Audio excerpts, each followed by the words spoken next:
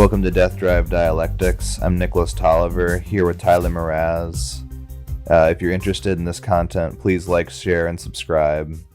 Today we're talking about Freud's unconscious. Tyler, what would you say are the most salient features of Freud's unconscious, or what do you think makes it different from previous conceptions of the unconscious? So Freud revolutionized the philosophy of the mind, or the theory of the mind, with his discovery of the unconscious. His most important quote in this regard is perhaps, the ego is not the master in its own house. This revelation is often likened to a sort of second Copernican revolution, a decentering of the Enlightenment subject as, again, the master in his own house.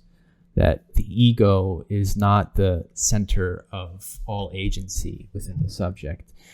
Our preconceived notion of like this coherent ego that speaks what it means, or basically behaves according to what it intends, is actually constantly interjected, constantly fragmented, or constantly interrupted by this subconscious. So this most clearly reveals itself in the classical Freudian slip, and that there's this flow of speech that's constantly interrupted by this alien intention.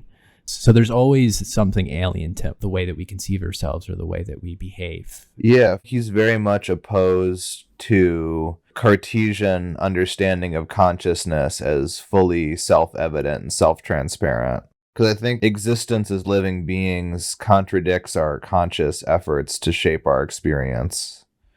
The Freudian unconscious emerges in the dialectic between repression and desire. Freud really revolutionizes the understanding of the unconscious with the notion that our conscious mind is the product of all this repression that comes to shape us and sort of how we narrativize our own existence.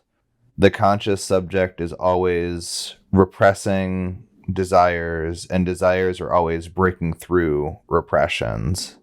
And in this way, the subject is not congruent with the conscious subject. The subject has certain desires that it can't avow, or that are discordant with its sense of self, and these are repressed. And the fact that they are repressed is also repressed. But then these desires, which are repressed, find other ways of manifesting themselves in symptoms or in unconscious slips. And this is where Freud's theory of the unconscious is manifest in speech and in language. And that's why there's a sort of gap between being and consciousness. Yeah, I think, like you said, you made that connection between unconscious and language, and that's Lacan's sort of big intervention. His break from Freud is the quote, "Unconscious is structured like a language." It's very easy to misinterpret Freud's intervention as a biomechanical one, or as him discovering simply like another part of the brain that influences our actions. But Freud was always just on the verge of fully explicating the unconscious as sort of social symbolic material, where Freud emphasizes this embodied psyche. Lacan emphasizes a psyche that's extant to itself, in the way that language is always sort of present before we're even born, or in a sense that we are born into language. And so the unconscious is this thing that prefigures us as subjects. Yeah, Freud is more invested in seeing the unconscious as a product of speech, which sort of ties it to our sort of biomechanical embodiedness. Whereas Lacan is very much invested in the unconscious as language or as discursive. And so Lacan sees the unconscious as like software or like computer viruses that sort of come in and shape the hardware of our minds. Whereas Freud is very focused on how the hardware is sort of undermining its own function. Lacan is very interested in the sort of coding of our minds and the ways in which we're coded through those interactions with people and through our interactions with language.